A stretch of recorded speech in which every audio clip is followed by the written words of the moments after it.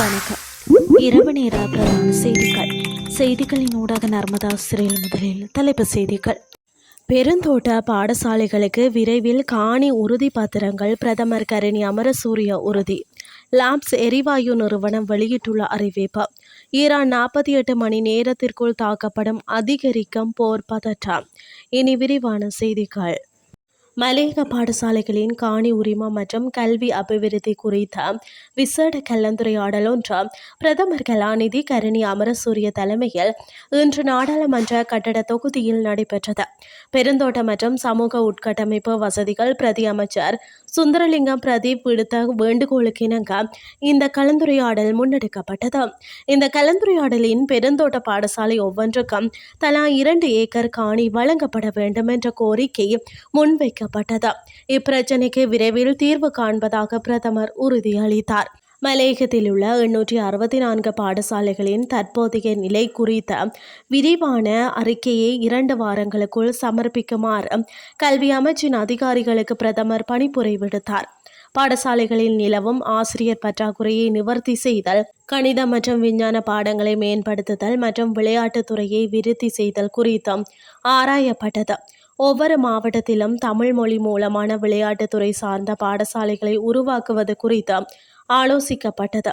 பெருந்தோட்ட பாடசாலைகள் அதிகமுள்ள பிரதேசங்களில் மாகாண கல்வி திணைக்களத்தின் கீழ் விசேட தமிழ் பிரிவு ஒன்றினை உருவாக்குவது குறித்தும் சுமூகமான தீர்மானம் எட்டப்பட்டது. சந்தையில் லாப்ஸ் சமையல் எரிவாயு சிலிண்டர்களுக்கு தற்காலிக தட்டுப்பாடு நிலவுவதாக பரவும் ஊடக செய்திகள் தொடர்பில் அந்த நிறுவனம் அறிக்கை ஒன்றை வெளியிட்டுள்ளது.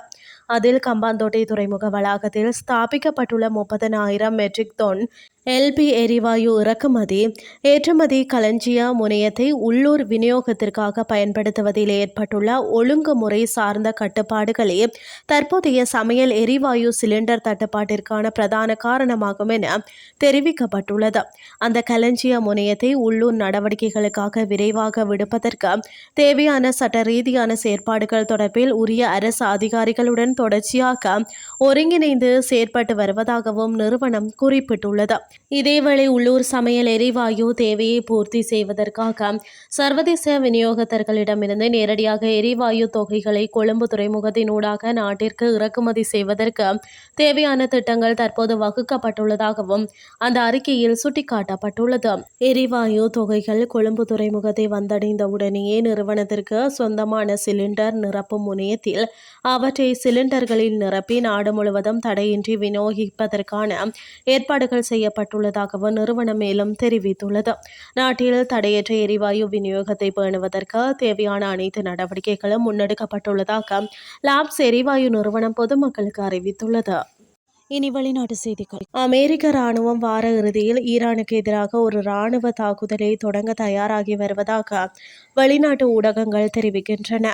இருப்பினும் அத்தகைய தாக்குதலுக்கு ஜனாதிபதி டொனால்ட் ட்ரம்ப் இன்னும் இறுதி ஒப்புதல் அளிக்கவில்லை என்று வெளிநாட்டு ஊடகங்கள் தெரிவிக்கின்றன. சமீபத்திய நாட்களில் மத்திய கிழக்கில் அமெரிக்க விமான மற்றும் கடற்படை படைகள் பெரிதும் பலப்படுத்தப்பட்டுள்ளன. மேலும் எந்த நேரத்திலும் தாக்குதலுக்கு தயாராக இருப்பதாக ராணுவம் வெள்ளை மாளிகைக்கு தெரிவித்துள்ளது.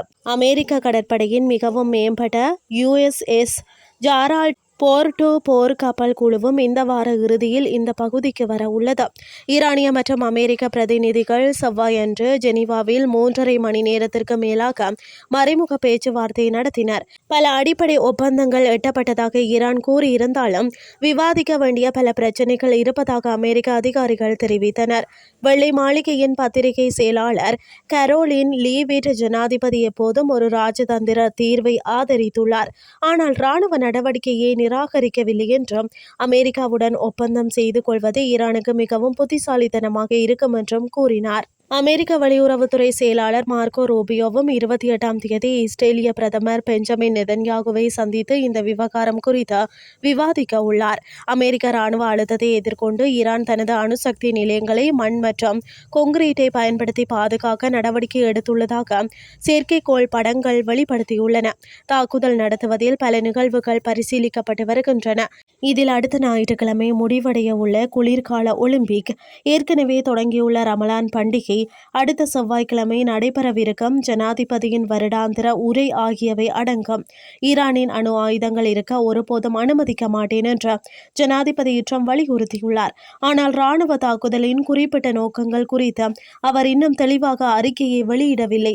இந்த தெளிவின்மை மத்திய கிழக்கு பிராந்தியத்தில் போர் அச்சத்தை உருவாக்கியுள்ளது. இத்துடன் செய்திகள் யாவும் நிறைவடைகின்றது. அடுத்து காலை 8:30க்கு எதிர்பாருங்கள். நன்றி.